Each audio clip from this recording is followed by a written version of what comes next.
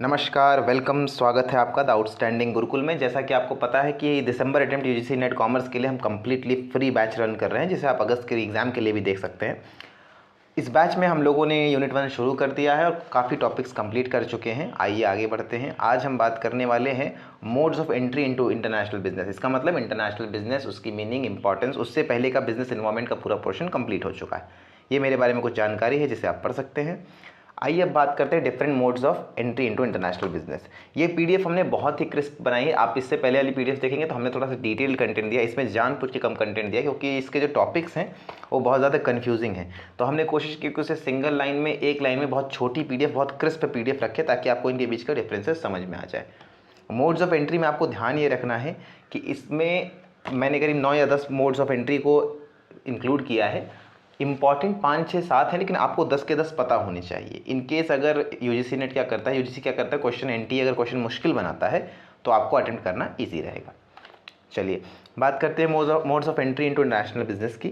तो मतलब क्या होने वाला है, जब आप इंटरनेशनली बिजनेस करना चाहते हो, मतलब ये मान लीजिए आप इंडियन ब्रांड हो और इंडिया से बाहर, आप इंडिया से बाहर कहीं बिजनेस करना चाह रहे हो, आउटसाइड इंडिया बिजनेस करना चाह रहे हो, तो आपको उसके लिए परमिशन चाहिए होगी। जैसे आप इंडिया में बिजनेस करते हो कि आप कहीं रहते हो, वहाँ आपने शॉप खोली लोकल एडमिनिस्ट्रेशन से परमिशन लेकर के, उतना सिंपल प्रोसीजर नहीं होगा, बल्कि प्रोसीजर आपका थोड़ा सा क्या होगा, थोड़ा सा टफ होगा।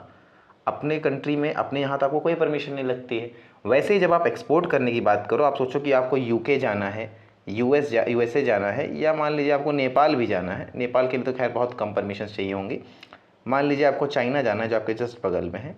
जैसे ही आप डोमेस्टिक बाउंड्री ऑफ इंडिया को क्रॉस करोगे, आपको बहुत सारे परमिशंस, बहुत सारे लाइसेंसेस चाहिए होंगे और बहुत अलग अलग तरीके से लोग इसलिए क्या करते हैं, इंडिया से बाहर बिजनेस करने के लिए, इंटरनेशनल बिजनेस करने के लिए जाते हैं। इंटरनेशनल बिजनेस में आपको ये ध्यान रखना है कि ऐसा नहीं कि आप यहाँ वाला बंद करके बाहर जा रहे हैं। आप यहाँ तो बिजनेस कर ही रहे हैं, जो भी आपकी होम कंट्री आप वहाँ बिजनेस करते हैं उसको एक्सपैंड करने के लिए आप बाहर जा रहे हैं। मतलब आप उसकी ब्रांचेस वहाँ खोल सकते हैं, वहाँ फ्रेंचाइज दे सकते हैं, लाइसेंस दे सकते हैं। अभी सब वर्ड्स क्या है इसको समझेंगे। तो कितने तरीके हैं इंटरनेशनल बिजनेस में जाने के, इसे बोलते हैं मोड्स ऑफ एंट्री। कैसे कैसे आप इंटरनेशनल बिजनेस में एंटर कर सकते हो। तो बहुत सारे कॉमन तरीके हैं। सबसे पहला है एक्सपोर्टिंग। एक्सपोर्टिंग का नाम आपने सुना होगा, जहाँ पे आप क्या करो, डोमेस्टिक प्रोडक्ट्स को बाहर ले जा करके बेचते हो, चाहे वो प्रोडक्ट्स हों या सर्विसेज हों। मतलब आपने बनाया इंडिया में, अगर आप इंडिया के टर्म्स में बात करो, आपने इंडिया में बनाया, इंडिया का प्रोडक्ट है, अब आप उसको बाहर ले जा करके बेचना चाहते हो, उसे एक्सपोर्टिंग कहते हैं। ये एक तरीका है इंटरनेशनल बिजनेस में जाने का। मतलब एक कंट्री में आपने प्रोडक्शन किया, कंट्री ए में आपने पूरा प्रोडक्शन किया है और आप यहाँ से अब क्या करना चाह रहे हो, प्रोडक्ट को कंट्री बी भेजना चाह रहे हो, इसको एक्सपोर्टिंग कहते हैं। एक्सपोर्टिंग के 2 तरीके हैं, एक है डायरेक्ट एक्सपोर्टिंग और एक है इनडायरेक्ट एक्सपोर्टिंग। डायरेक्ट एक्सपोर्टिंग में क्या करते हैं, आप डायरेक्टली फॉरेन बायर्स को बेच देते हैं। आप गए, आपने वहाँ आउटलेट खोल लिया अपना, या आपने वहाँ पे ऐसा अपना शॉप खोल लिया, या अपना कोई भी ऐसा प्रीमिसेस बना लिया जहाँ पे आप डायरेक्टली सामान बेचोगे फॉरेन बायर्स को। ठीक है, वहाँ पे फॉरेन डिस्ट्रीब्यूटर से आपने टाइप कर लिया और अपना सामान आपने बेच दिया। डायरेक्टली आप फॉरेन डिस्ट्रीब्यूटर से टाइप कर रहे हो, बीच में कोई और ब्रांड या कोई और कंपनी नहीं है। इनडायरेक्ट एक्सपोर्टिंग में क्या होता है, यहाँ पे आप इंटरमीडिएरीज का यूज़ करते हो, क्योंकि आपको डायरेक्टली जाना बहुत महंगा पड़ता है। देखिए, आप जब भी आप डायरेक्टली फॉरेन इंटरमीडिएट से बात करना चाहेंगे या आप फॉरेन डिस्ट्रीब्यूटर से बात करना चाहेंगे डायरेक्टली, तो आपको बहुत कॉस्टली अफेयर पड़ेगा। बहुत बड़ा ब्रांड ऐसा सब कर सकता है। अगर रिलायंस को करना है, टाटा को करना है, तो उनके लिए आसान है। डायरेक्ट एक्सपोर्टिंग छोटे ब्रांड्स के लिए आसान नहीं है। इनडायरेक्ट एक्सपोर्टिंग करते हैं वो लोग। इनडायरेक्ट एक्सपोर्टिंग में क्या होता है, आप एक्सपोर्ट ट्रेडिंग कंपनीज से बात करेंगे, वो बहुत सारी कंपनीज का सामान यहाँ से खरीदते हैं और वहाँ ले जाकर के एक्सपोर्ट कर देते हैं, XYZ जिस भी आपको कंपनी में करना हो। तो ये क्या कंपनी करती हैं कि इनका सिंपल सा फॉर्मूला होता है। मान लीजिए कोई कंपनी बी है, ये एक्सपोर्ट ट्रेडिंग कंपनी है। ये कंपनी ए से सामान लेती है, जो कि मान लीजिए इंडिया की है, आप है, ये आपकी कंपनी ए है। आप क्या करेंगे, इस बी को सामान बेच देंगे। अब आप इससे सामान बेचेंगे, इससे पैसे ले लेंगे, आपका काम खत्म। ये पेमेंट आपको बी से ही लेना है, आपको इसके आगे से कोई मतलब नहीं। बी क्या करेगा, इसको आगे ले जाकर के बेचेगा। ठीक है। इनडायरेक्ट एक्सपोर्टिंग में आपका रिस्क बहुत कम हो जाता है। एडवांटेजेस क्या है एक्सपोर्टिंग के, ऑल ओवर तो इन्वेस्टमेंट कम लगती है, रिस्क थोड़ा कम होता है और सेल्स बढ़ते हैं। एक्सपोर्ट करने में डिसएडवांटेजेस क्या हैं, तो देखिए ट्रेड बैरियर से कोई भी देश नहीं चाहता कि, देखिए सबको रिक्वायरमेंट तो होती है क्योंकि सब कुछ सारी कंट्रीज प्रोड्यूस नहीं कर सकती। पर जैसे इंडिया के साथ चाइना का ट्रेड बैलेंस बहुत अच्छा है, चाइना बहुत ज़्यादा सामान भेजता है हमारे यहाँ, तो वो तो एक्सपोर्ट करता है, China is happy. But as Indians, as Indian government, हम क्या चाहते हैं कि चाइना का एक्सपोर्ट कम हो। तो ऐसे सारे देश चाहते हैं कि किसी दूसरे का एक्सपोर्ट हमारे यहाँ कम हो, तो वो ट्रेड पे बैरियर्स लगाते हैं, बहुत ज़्यादा टैक्सेस लगाएंगे या इस तरह की प्रॉब्लम क्रिएट करेंगे ताकि आप या तो उनको खूब प्रॉफिट, खूब टैक्स दें, वरना आप उनके यहाँ ट्रेड ना करें। दूसरा है लॉजिस्टिकल कॉम्प्लेक्सिटीज़। इसमें होता क्या है, मतलब आपको इंडिया से मान लीजिए यूएसए सामान भेजना है, तो अब ये पूरा शिपिंग रूट से जाएगा या पूरा क्या बोलते हैं एयर रूट से जाएगा, तो इसमें बहुत ज़्यादा कॉम्प्लेक्सिटी है, बहुत इंश्योरेंस आपको लेना पड़ेगा प्रोडक्ट का। शिपिंग रूट से जाएगा तो बहुत टाइम टेकिंग होगा, प्लेन वाले रूट से यानी एयर रूट से जाएगा तो आपको क्या होगा कि उसकी जो कॉस्टिंग है वो बहुत ज़्यादा बैठेगी, तो इस तरह की प्रॉब्लम्स आपको फेस करनी पड़ती है। और प्लस करेंसी फ्लक्चुएशंस। इसको आप ऐसे समझिए आसान भाषा में समझने के लिए कि आपने कोई ट्रेड किया था आज, जब डॉलर जो था वो 80 रुपये के हिसाब से 80 रुपये का $1 था, आपने आज के दिन ट्रेड बुक किया था। लेकिन अब जब आप वहाँ पे पहुँचे, जब आपकी पेमेंट की टाइम आई, तो इस समय 75 रुपये के हिसाब से $1 है। मान लीजिए आपकी $1 पेमेंट थी तो उसने तो $1 पेमेंट कर दी, बट आपको जो पैसा मिलना चाहिए था वो क्या हुआ, कंपेरेटिवली कम मिला। इसको बोलते हैं करेंसी फ्लक्चुएशन। ये प्लस माइनस दोनों तरफ होता है, तो ये रिस्क रहता है। दूसरा तरीका, अगर आपको एक्सपोर्टिंग नहीं करनी है, आपको अपना सामान बाहर नहीं भेजना है, तब क्या करना है। दूसरा तरीका है लाइसेंसिंग का। लाइसेंसिंग और फ्रेंचाइजिंग का एक मॉडल होता है। लाइसेंसिंग में क्या करता है, कंपनी किसी फॉरेन कंपनी को परमिट कर देती है कि आप मेरा सामान बनाओ और बेचो, उसके बदले में मुझे रॉयल्टी दे देना।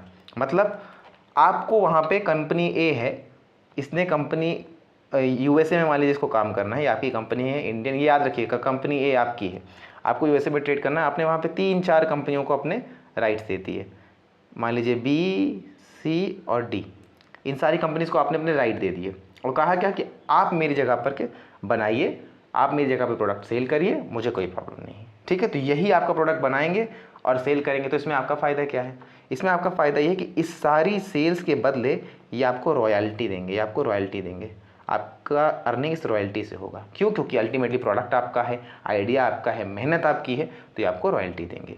इसी का दूसरा मॉडल होता है फ्रेंचाइजिंग। फ्रेंचाइजिंग में क्या होता है, franchisor gets a franchisee the right to operate a business using the franchisor's brand, product and processes. इसमें क्या होता है, इसमें भी लगभग ये लाइसेंसिंग जैसा ही है, पर इसमें कुछ डिफरेंट है।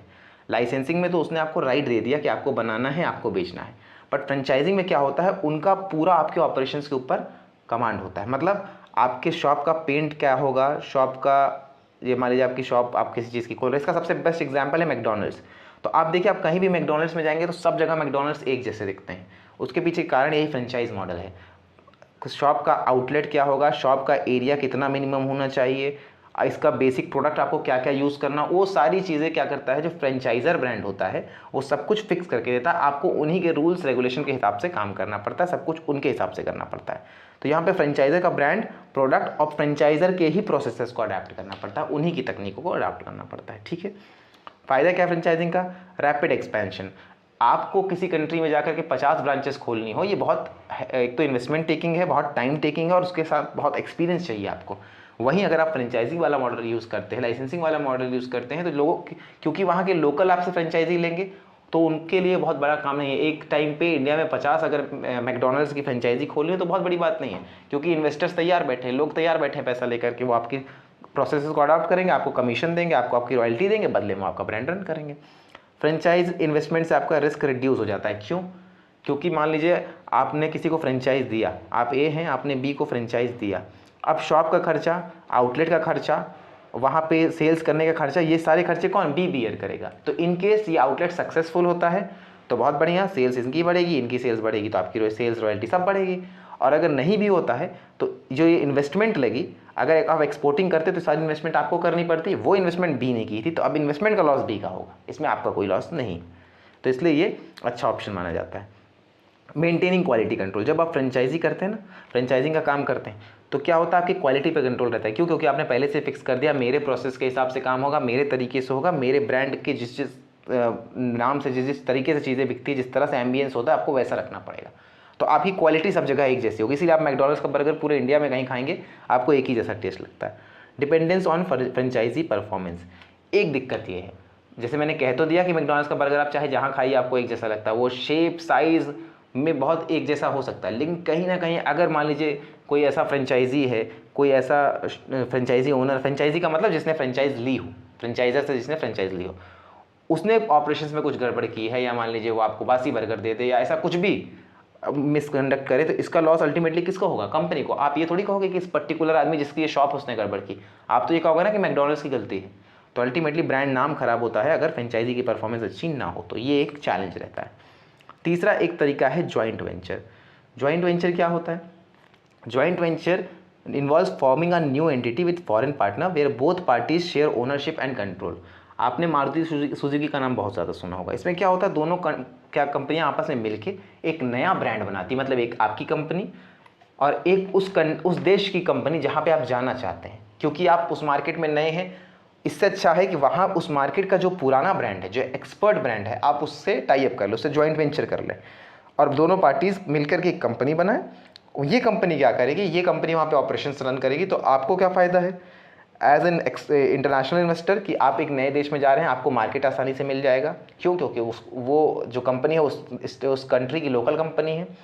दूसरा फ़ायदा क्या होगा कि आपको वहाँ पे ग्रो करने में हर्डल्स नहीं आएंगे। उनको क्या फ़ायदा है, कोई लोकल कंपनी आपसे क्यों टाई अप करेगी? क्यों? क्योंकि उसको एक इंटरनेशनल ब्रांड, एक बड़े ब्रांड का साथ मिल रहा है। ठीक है, तो जॉइंट वेंचर्स के advantages, share risk and investment. Risk भी बढ़ जाएगा दोनों कंपनी में बराबर बराबर, इन्वेस्टमेंट भी। अगर आपको एज एन इंटरनेशनल ब्रांड आपको 100 करोड़ लगाने पड़ते, जब आप जॉइंट वेंचर करोगे तो आपको 50-50 करोड़ लगाने पड़ेंगे। Access to local market knowledge, जो मैंने आपको बताया, अगर आपके साथ एक लोकल ब्रांड जुड़ा हुआ है तो आपको लोकल मार्केट की नॉलेज होगी कि वहाँ पे कैसी चीज़ें ट्रेंड में हैं, किस तरह का कल्चर है, किस तरह की सोसाइटी, तो आपसे गलती करने के चांसेस कम हो जाएंगे। वहीं अगर आप अपने तरफ से जाएंगे तो आपको नॉलेज इकट्ठा करने में, एक्सपीरियंस गेन करने में बहुत टाइम लगेगा। इन्हांस्ड रिसोर्सेज, देखिए दोनों कंपनीज में अपना स्टाफ होगा, दोनों कंपनी के पास अपनी फंड्स होंगे, तो आपके पास रिसोर्सेज ज़्यादा होंगे, बेहतर होंगे। जब भी कोई चीज़ ज़्यादा कलेक्ट होती है तो बेहतर होती है। मान लीजिए दोनों कंपनी में अपना अपना स्टाफ है, तो वहाँ के स्टाफ जब आप टॉप क्वालिटी का चूज़ करेंगे तो बेस्ट स्टाफ निकलेगा। ऐसे ही मशीन्स को लेके, पैसे के लेके, वैसे मान लीजिए आप 100 करोड़ का इन्वेस्टमेंट करने के लिए तैयार थे, अब आपको एक ब्रांड मिल गया जो भी 100 करने को तैयार है, तो आपका इन्वेस्टमेंट अमाउंट ही डबल हो गया। तो ये सब फ़ायदे होते हैं। चैलेंजेस की बात करें तो देखिए, जहाँ भी पार्टनरशिप होगी वहाँ एक हमेशा चैलेंज बना रहेगा कि क्या अगर आगे जा कर के कन्फ्लिक्ट होता है तो क्या होगा। जैसे देखिए, hero Honda was a joint venture, उसमें कन्फ्लिक्ट हुआ, हीरो अलग हो गई, होंडा अलग हो गई, तो इसकी चांस हमेशा आपके पास रहती है कि आगे जाकर कन्फ्लिक्ट होगा तो आपको लॉस के चांसेस हैं। शेयर्ड प्रॉफिट्स, एज आप बिजनेस जब आप देखते हो ना, तो आप प्रॉफिट हमेशा चाहते हो कि सारा प्रॉफिट हमारा हो, उसे शेयर नहीं करना चाहते, तो ये भी एक लॉस है। जब भी आप जॉइंट वेंचर में जाओगे आपको क्या करना पड़ेगा, शेयर करना पड़ेगा अपने प्रॉफिट को। और तीसरा है कॉम्प्लेक्स मैनेजमेंट। क्यों? देखिए, जब दो लोगों की बात सुननी होती है ना, एक कंपनी ए है, एक कंपनी बी है, इन्होंने मिलकर ए बी बनाया है, लेकिन अब इनकी कुछ राय है, इनकी कुछ राय है, किसी प्रोडक्ट पे ये कह रहे हैं यस, ये कह रहे हैं नो। इस तरह के प्रोडक्ट पे, इस तरह की चीज़ों पे डिसीजन लेना बहुत मुश्किल हो जाता है, क्योंकि दोनों की बराबर ओनरशिप है, दोनों का बराबर प्रभाव है, तो आपको बहुत सोच समझ के डिसीजन मेकिंग होती है, और ये अल्टीमेटली क्या करता है, डिसीजन मेकिंग को मुश्किल बना देता है। ठीक है, एक है wholly owned subsidies. Wholly owned subsidies में क्या होता है कि एक कंपनी दूसरी किसी कंपनी को पूरी तरह से ओन करती है, उसकी सारी ओनरशिप उसके पास होती है। अगर मैं आपको समझाने के लिए बताऊं तो देखिए, फिर से वही, एक कंपनी है ए, मान लीजिए ये इंडियन कंपनी है, मैंने बताया आपकी कंपनी, हमेशा आप ही इन्वेस्ट करेंगे।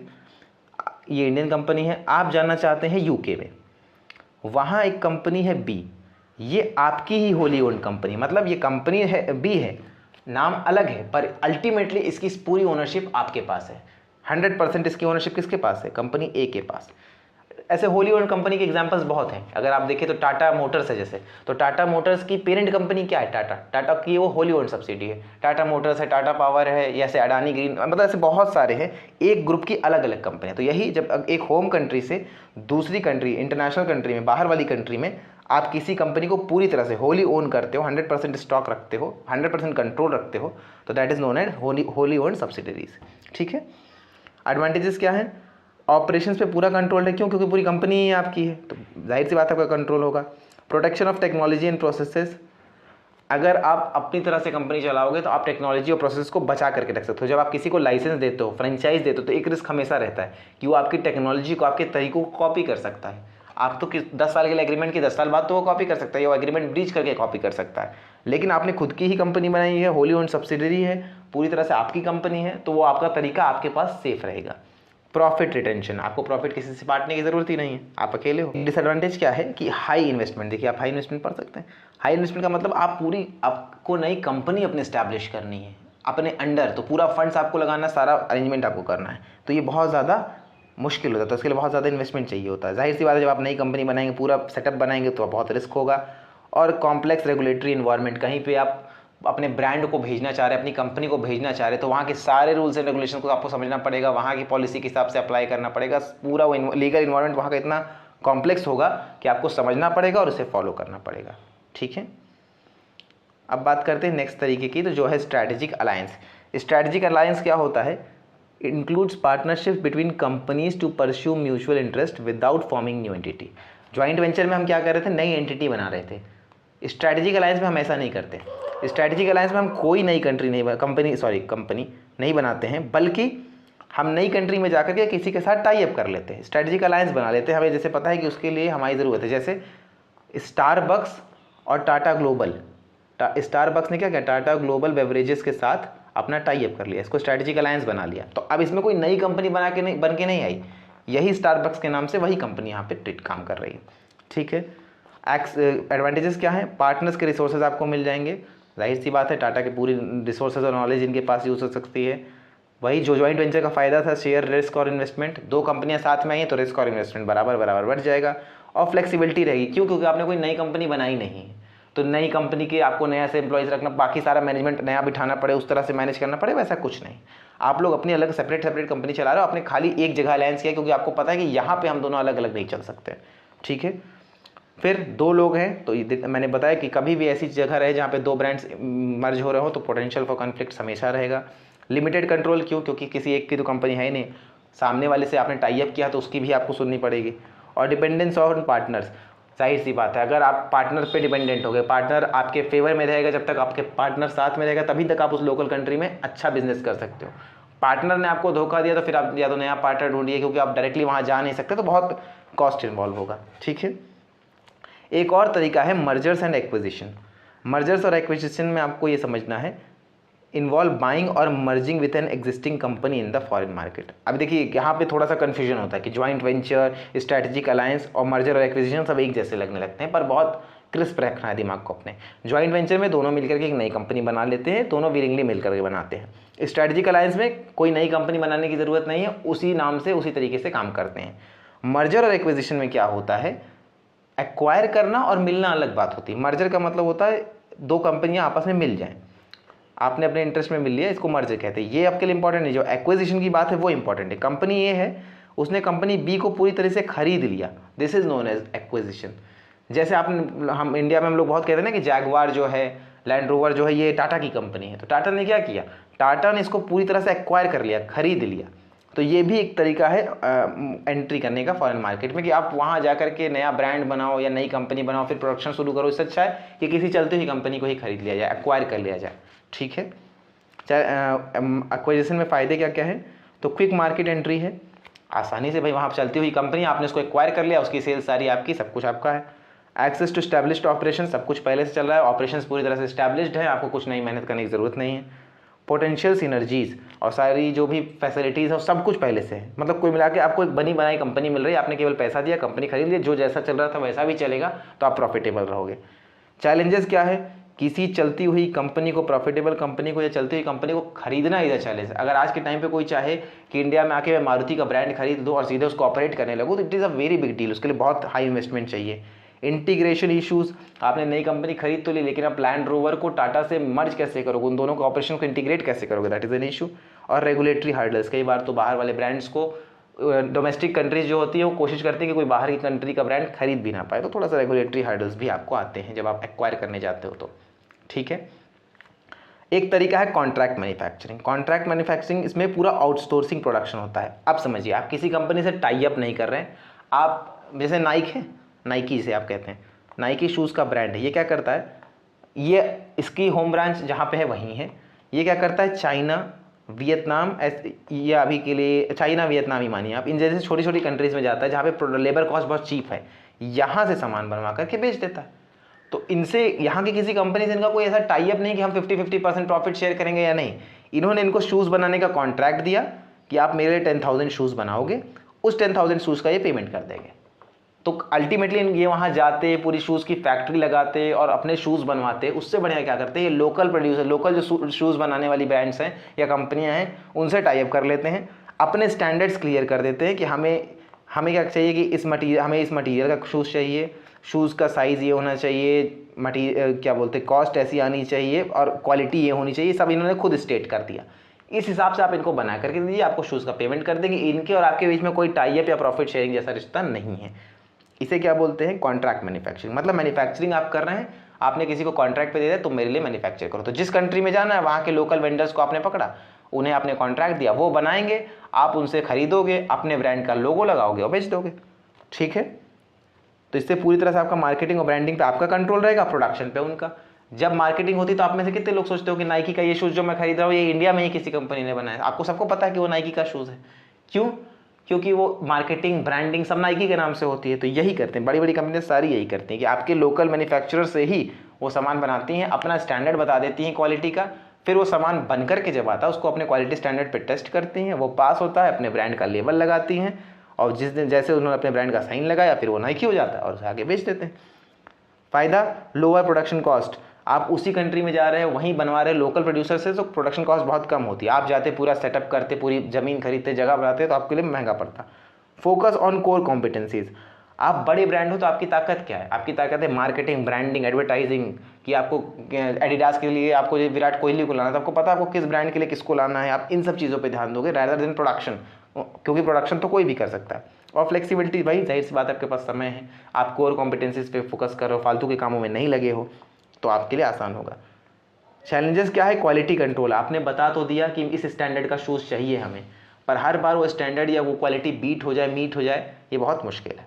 Dependency on the manufacturer. आपने 10,000 शूज़ का ऑर्डर दिया, उसने लेट कर दिया, अब अल्टीमेटली सफ़र तो आपको करना पड़ेगा, क्योंकि brand is in your name, कोई उससे तो पूछने नहीं जाएगा। लोग जिन्होंने नाइकी से शूज़ ऑर्डर किया वो तो नाइकी से पूछेंगे। और पोटेंशियल इंटेलेक्चुअल प्रॉपर्टी रिस्क। आप जब उनको अपना डिज़ाइन देते हो बनाने के लिए, प्रोडक्शन के लिए, आप उनको अपना मटेरियल बताओगे, अपना तरीका बताओगे, अपने डिज़ाइन बताओगे, तो आगे जाके थ्रेट है कि वो साइड में भी वैसे ही शूज़ बना के बेचने लगे बहुत कम रेट पे। तो आपके लिए जो आपका इंटेलेक्चुअल प्रॉपर्टी राइट है, इंटेलेक्चुअल प्रॉपर्टी मतलब जिसको आप आम भाषा में कॉपीराइट या पेटेंट कहते हो, वो सफ़र करने लगता है। ठीक है, अब बात करते हैं टर्न की प्रोजेक्ट्स में। देखिए इसको याद रखिए, इससे 2 से 3 बार क्वेश्चन पूछा गया। टर्न की प्रोजेक्ट को बहुत सिंपल है, हमेशा याद रखने के लिए मैंने इसके लिए एक बहुत सिंपल तरीका यूज़ किया, नाम ही ऐसा है कि इसको याद रखने की ज़रूरत नहीं। टर्न की, आपको बस इसे समझना है कि जैसे टर्न की का मतलब क्या होता है, चाबी को घुमाना। तो जो ब्रांड होगा उसके लिए केवल एक काम बनेगा कि वो चाबी को घुमाए, बाकी सब कोई दूसरा कंपनी करके देगा। जैसे involves a company designing, constructing and equipping a facility for foreign client then handing it over to ready for operation. तो आप जाओ, आप कंपनी ए हो, फिर से आप इंडिया के हो, आपको यूके में जाना है जहाँ कंपनी बी इस्टेब्लिश करनी है। देखिए हम लोग इंडियन है ना, तो हम लोग सोचते हैं इंडिया आ गए तो हम लोग हर जगह अपना ब्रांड लेकर के जाएंगे। यूके में आपको कंपनी बी बनानी है, तो आपने क्या किया, एक कंपनी है सी, एक्स्ट्रा कंपनी, इसका आपसे कोई लेना देना नहीं, इसको आपने कॉन्ट्रैक्ट दिया कि मुझे पूरी कंपनी बनाकर, पूरा फैक्ट्री, पूरा आउटलेट बना करके दे दो। तो ये पूरा फैक्ट्री आपके लिए क्रिएट करेगी, पूरा प्रोडक्ट डिजाइनिंग वो सब कुछ करके दे देगी। बस आपको क्या करना रहेगा, आपको टर्न की चाबी घुमानी रहेगी। Equipping a facility for foreign client then handing it over when it ready for operation. जैसे ही वो फैक्ट्री चलने लायक हो जाएगी वो आपको हैंडल कर देगी, फिर आप उसको अपने हिसाब से चलाइए। तो इसमें फ़ायदा क्या है, इमीडिएट एंट्री, आपको जा करके वहाँ 20 बार तैयारी करने की जरूरत नहीं, वो सब कुछ करके देंगे। आप जब चाहोगे तो सीधा आपको ऑपरेशन शुरू करना है। No long term operational responsibility, आपके पास कोई लॉन्ग टर्म ऑपरेशनल रिस्पॉन्सिबिलिटी नहीं। क्यों? क्योंकि आपने जिनसे लिया है उनकी रिस्पॉन्सिबिलिटी सारी। Financial gains from the project, और जाहिर सी बात है जो कंट्री की लोकल कंपनी उसको फ़ायदा है, जब आप उसको कॉन्ट्रैक्ट दोगे तो उसे पेमेंट भी मिलेगा। चैलेंजेस, आपको पेमेंट करना पड़ेगा तो हाई इनिशियल इन्वेस्टमेंट है। प्रोजेक्ट कॉम्प्लेक्सिटी है, आप जैसा चाह रहे हो वैसा वो बना दे, वैसा ही करें ज़रूरी नहीं है। और ट्रांसफ़र ऑफ एक्सपर्टाइज, आप कैसे अपनी एक्सपर्टीज़ वहाँ ट्रांसफ़र करोगे। जिस तरह की आपको फैक्ट्री चाहिए, जो आपका कोर मॉडल है वो तो आप ट्रांसफ़र नहीं कर पाओगे, बता नहीं पाओगे, तो वो कहीं ना कहीं कॉम्प्रोमाइज़ होगा। ठीक है, अब एक बात करते हैं मैनेजमेंट कॉन्ट्रैक्ट्स। देखिए ये भी लगभग वैसा ही लेकिन कुछ डिफरेंट है। Management contracts involve a company providing managerial expertise to a foreign company for a fee. आप ये समझिए कि आजकल मैक्सिमम काम आउटसोर्स होता है, मतलब हम किसी और से करा लेते हैं। तो मैनेजमेंट कॉन्ट्रैक्ट्स क्या करते हैं, जैसे हम अभी तक आज प्रोडक्शन का कॉन्ट्रैक्ट दे रहे थे ना, ये मैनेजमेंट का कॉन्ट्रैक्ट है। वैसे ही हम क्या करेंगे, एक कंपनी पूरी सेटअप करेंगे, उसमें पूरा मैनेजमेंट ऑपरेशन वही कंपनी देखेगी जिसका पुराना है, बाकी आपका लोकल ब्रांड रहेगा। जैसे एक होटल की बहुत बड़ी चेन है, मैं आपको समझाता हूँ। होटल की एक बहुत बड़ी चेन है जिसका नाम है हिल्टन। यह क्या करती है, जिस कंट्री से है, नई कंट्रीज में जाती है, मान लीजिए इंडिया में आई, इंडिया में किसी भी होटल ओनर को पकड़ा, उनसे कहा कि आपका ऑपरेशन, आपका मैनेजमेंट हम देखेंगे, होटल को कैसे चलाना है ये हम देखेंगे, होटल आपका रहेगा और प्रॉफिट में हम लोग अपना शेयरिंग देख लेंगे। तो ये क्या करती है कि अब ब्रांड नेम तो होटल पे हिल्टन का लग गया, आप तो सोच रहे हो हिल्टन है, इसका मालिक कौन निकलेगा, इसका मालिक निकलेगा कोई रामलाल। ठीक है, ये हिल्टन क्या करेगा, इस पूरी कंपनी का मैनेजमेंट और ऑपरेशन सब कुछ यही देखेगा। तो अब आपको जो सर्विस मिलेगी वो हिल्टन की मिलेगी, क्वालिटी हिल्टन की मिलेगी, और प्रॉफिट इनको भी होगा। इनका फ़ायदा क्या हुआ, ये ऐसा क्यों करेंगे, इनको इतनी इन्वेस्टमेंट नहीं करनी पड़ेगी, नया आके पूरा सिस्टम बनाए, पूरा होटल का सेटअप क्रिएट करें और फिर वहाँ हमेशा एक अपना आदमी रखें, प्रॉपर्टी रखें, ज़रूरत ही नहीं है। ठीक है, मैनेजमेंट कॉन्ट्रैक्ट का फ़ायदा क्या, लो इन्वेस्टमेंट में हो जाता है, जो मैंने आपको बताया। फॉरेन मार्केट में एक्सेस आपको आसानी से मिल जाएगा, क्योंकि वो जो होटल का मालिक है वो लोकल है, तो उसके लिए प्रॉपर्टी खरीदना, यहाँ पे होटल बनाना बहुत ईजी टास्क है। Potential for long term relationships, जाहिर सी बात है जब आप किसी से कनेक्ट हो जाते हो तो हो सकता है भविष्य में आप लोग आगे और कॉन्ट्रैक्ट साथ में करो। Limited control over the business, आपने कहा तो हम मैनेज करेंगे, पर अल्टीमेटली आप दूसरी कंट्री में हो और जिसका वो ओनरशिप है वो वहीं पे बैठा है, तो ज़्यादातर मैनेजमेंट कंट्रोल उसके हाथ में रह जाता है। डिपेंडेंस ऑन लोकल पार्टनर चाहेगा तभी आप इंटरफेयर कर पाओगे, नहीं तो नहीं कर पाओगे, एक डिफरेंस रहेगा। और एक कल्चरल डिफरेंसेस, ये बहुत बड़ी बात आती है जब एक देश से दूसरे देश में जाते हैं। कल्चरल डिफरेंसेस का मतलब कहीं का कल्चर कहीं से अलग होता है, जैसे इंडिया और यूएसए का कल्चर कंपेयर करें तो आप बहुत डिफरेंट है। तो होता क्या है कि आपकी मेंटालिटी एक तरफ से होगी, हो सकता है कि यूएसए वाला बंदा मनी माइंडेड हो, तो इंडिया वाला बंदा मनी माइंडेड होने के साथ साथ इमोशनल भी होगा, वो इमोशनल ग्राउंड्स पे भी काम करेगा, यूएसए वाला इमोशनल ग्राउंड पे काम करने को तैयार नहीं होगा। तो ऐसे बहुत सारे फैक्टर्स हैं जहाँ पे कन्फ्लिक्ट होंगे। अब एक है स्पेशल इकोनॉमिक जोन्स, ये बस आपको ये समझना कि गवर्नमेंट की तरफ से कराए जाते हैं। हर देश क्या करता है, अपने पास कोई एक ऐसा जोन बनाता है, जैसे स्विट्जरलैंड क्यों मशहूर है, अभी इंडिया में बहुत बढ़िया एग्जाम्पल, इंडिया में गुजरात में एक बनी गिफ्ट सिटी का नाम है गिफ्ट सिटी। ठीक है, ये क्या है, ये स्पेशल इकोनॉमिक जोन है। आपके हिमाचल प्रदेश में आप जैसे देखिए जो मेडिसिन की फैक्ट्री, फार्मा की फैक्ट्रीज हैं, ये ज़्यादातर फैक्ट्रीज आपको हिमाचल प्रदेश के बद्दी डिस्ट्रिक्ट में मिलेंगी या सिक्किम में मिलेंगी। इसमें होता क्या, क्योंकि गवर्नमेंट क्या करती है, कुछ इलाकों को स्पेशल इकोनॉमिक जोन घोषित कर देती है। वहाँ पे क्या होता है, टैक्स रेट कम होते हैं, टैक्स रेट बाकी सेम ही कंट्री, मतलब इंडिया में जो टैक्स रेट है और वही जो टैक्स रेट सिक्किम या हिमाचल प्रदेश के बड्डी डिस्ट्रिक्ट में या गिफ्ट सिटी में होने वाला वो बहुत कम होगा। जनरली ऐसा इसलिए करती कंट्री गवर्नमेंट कि कोई जो अंडर डेवलप्ड एरिया या कम डेवलप्ड एरिया है उसको हम थोड़ा सा डेवलप कर सकें। ठीक है, तो इसलिए वहाँ पे टैक्स रेट कम रहेगा, फैसिलिटीज़ ज़्यादा रहेंगी, थोड़ा रिस्ट्रिक्शंस और लाइसेंसिंग बहुत इजी कर देंगे। अगर आपको वहाँ ब्रांच खोलना तो वहाँ पे बहुत ज़्यादा लाइसेंस लेने की जरूरत नहीं, और बहुत ज़्यादा आपको कोई वहाँ का लोकल पुलिस वाला या लोकल एडमिनिस्ट्रेशन आपको डिस्टर्ब नहीं करेगा, आपको जैसे काम करना है वैसे काम करिए। तो इससे भी एंट्री करना ईजी हो जाता है कि कहीं पे SEZ है तो आप वहाँ पे एंट्री करें तो आपको बहुत आसान पड़ेगा। ठीक है, ये सारे हो गए मोड्स ऑफ इंटरनेशनल बिजनेस। फ़ायदा देखिए मैंने आपको बता ही दिया, tax incentive, reduce trade barriers, access to local resources, dependence on zone policies, potential changes in regulation and infrastructure limitations. ये सारी कमियां हैं कि भाई रेगुलेशंस, रूल्स एंड रेगुलेशन बदल गया, आप SEZ में गए और बाद में वहाँ रूल ही बदल गया, अब वो SEZ नहीं है तो आप क्या बिगाड़ लेंगे। ठीक है, ये सारी प्रॉब्लम्स हैं। आइए आगे बात करते हैं। तो समरी देखना है तो ये आपके PDF में पढ़ने के लिए मैंने लिखवा दिया, एक लाइन से थोड़ी थोड़ी बात को पढ़ें, ताकि जितना ज़्यादा पढ़ते हैं उतना ज़्यादा कन्फ्यूजन होता है, इसलिए बहुत क्रिस्प रखा है मैंने नोट्स को कि आप उसको ईजिली समझ सकें। तो विद दिस हम अपने लेक्चर को एंड कर रहे हैं। देखिए अब यहाँ तक आ गए हैं तो वीडियो को लाइक ज़रूर करिए, शेयर करिए। हम आपसे कोई फीस चार्ज नहीं कर रहे हैं, कोशिश कर रहे हैं कि आपकी जितनी ज़्यादा से ज़्यादा हेल्प हो सके आपके अटेम्प्ट को सीरियसली निकालने के लिए वो करें। आगे जाके अभी हम MCQ और PYQ ये सब भी लाने वाले हैं। और वीडियोस की अपडेट के लिए या ऐसी कोई भी अपडेट के लिए, कोई भी सेशन के लिए एक चैनल है द आउटस्टैंडिंग गुरुकुल के नाम से आप सर्च करेंगे, TOG the outstanding Gurukul search करेंगे टेलीग्राम पे, मैं कमेंट सेक्शन में लिंक भी डलवा दूंगा। जब आप उस पर सर्च करेंगे तो आपको इजीली चैनल मिल जाएगा, आप वहाँ पे भी ज्वाइन हो जाइए, तो आपको लगातार वीडियोस की अपडेट और बाकी सारी जानकारी मिलती रहेगी। ठीक है, तब मिलते हैं नेक्स्ट वीडियो में।